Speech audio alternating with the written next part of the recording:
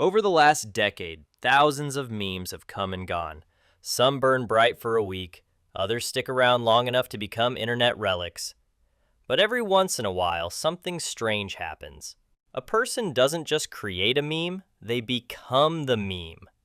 And that's exactly what happened to a Turkish butcher named Nusret Gökçe, better known to the entire world as Salt Bae. This is the story of how a man sprinkling salt turned into one of the most viral internet sensations of all time. Built an empire worth millions, got celebrated by celebrities, and then somehow managed to throw it all away in a storm of clout chasing, controversy, and business collapse. In January 2017, Salt Bae posted a simple video on Instagram of himself carving a steak and finishing it with his signature flourish, that dramatic, almost theatrical sprinkle of salt running down his bent elbow like glitter in slow motion. The clip wasn't supposed to be revolutionary. It was just a butcher showing off his craft. But for some reason, this tiny gesture hypnotized the internet. Within days, the video was everywhere. Memes exploded, Twitter accounts reposted the clip millions of times, celebrities copied the move, and Halloween costumes popped up instantly. Saturday Night Live did skits. Football players started using the Salt Bae sprinkle as touchdown celebrations. He wasn't just viral, he was global. Why? It was ridiculous and effortless at the same time. Salt Bae looked like he had just invented a new art form out of seasoning. And in a way, he had. But the internet wasn't just laughing at him. They were also fascinated. People wanted to see more. And unlike most memes that fade after a few days, Salt Bae capitalized immediately. What most people didn't know back then was that Salt Bae came from very humble beginnings. Born in 1983 in Turkey, he grew up in poverty. His father worked in a mine, his family had no electricity or running water, and Nusret dropped out of school at 13 to become a butcher's apprentice. By the time the viral clip blew up, he wasn't some random guy messing around in his kitchen. He had already been working on his restaurant chain, Nusret, since 2010. He was serious about food. But that viral sprinkle changed everything.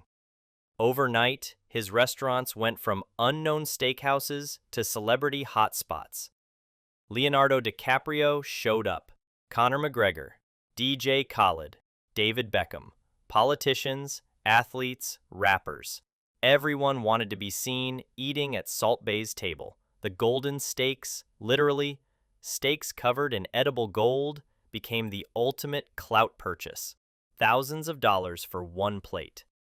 A meal at his restaurants wasn't just about food anymore. It was about status, about showing the world you had made it. And Salt Bae himself leaned into the role of entertainer. He wore the tight white t-shirt, the round sunglasses, the slick ponytail. He moved like a performer, turning steak service into theater. But there's a thin line between performance and self-parody. And soon, Salt Bae started crossing it. At first, the sprinkling was enough.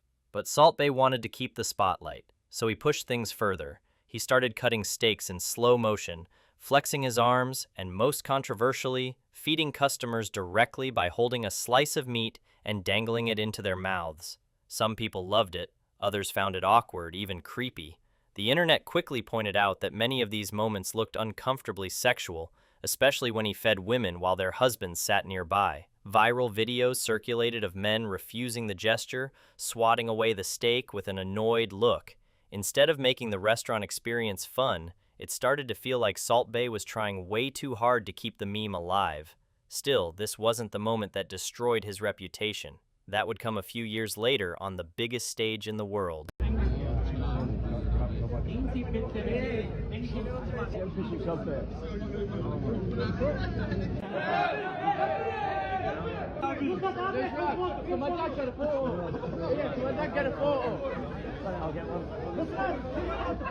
In December 2022, Argentina defeated France in one of the most legendary World Cup finals ever played. Lionel Messi finally cemented his legacy, hoisting the trophy in tears. It was a once-in-a-lifetime moment, the pinnacle of Messi's career. And then, out of nowhere, Salt Bae appeared. He somehow made his way onto the pitch after the match, pushing through players and officials, trying to grab Messi for a photo. Clips show Messi visibly annoyed, brushing him off again and again. But Salt Bae wouldn't quit. He kept tugging, kept begging, until he got a forced photo and even managed to grab the trophy itself. It was supposed to be Argentina's moment. Instead, Salt Bae hijacked it for clout. The backlash was immediate and brutal. Fans accused him of stealing the spotlight, disrespecting Messi, and inserting himself into history he had no part in. FIFA announced Salt Bae had no authorization to be on the pitch and banned him from future World Cup events. In a single night, the world went from laughing with Salt Bae to laughing at him. But Salt Bae wasn't ready to accept that his 15 minutes were up. Instead of stepping back, he doubled down. On Instagram, his follower count skyrocketed to over 50 million. But many noticed something suspicious. The engagement didn't match the numbers. Accusations spread that Salt Bae was buying fake followers to keep up appearances. He started showing up at high-profile events uninvited. At a Champions League after-party, he tried to get in, only to be caught on camera being rejected and turned away. It was humiliating. Instead of owning the L, he bizarrely claimed the clip was AI-generated. Yes, seriously. Salt Bae said the footage of him being kicked out wasn't real. It was like watching someone sink deeper into denial. The more he chased clout, the less people cared. And behind the scenes, something even worse was happening. We are not expensive. This is, perception, not reality. But it's crazy when you think somebody has spent 615,000 dirhams on food at your restaurant.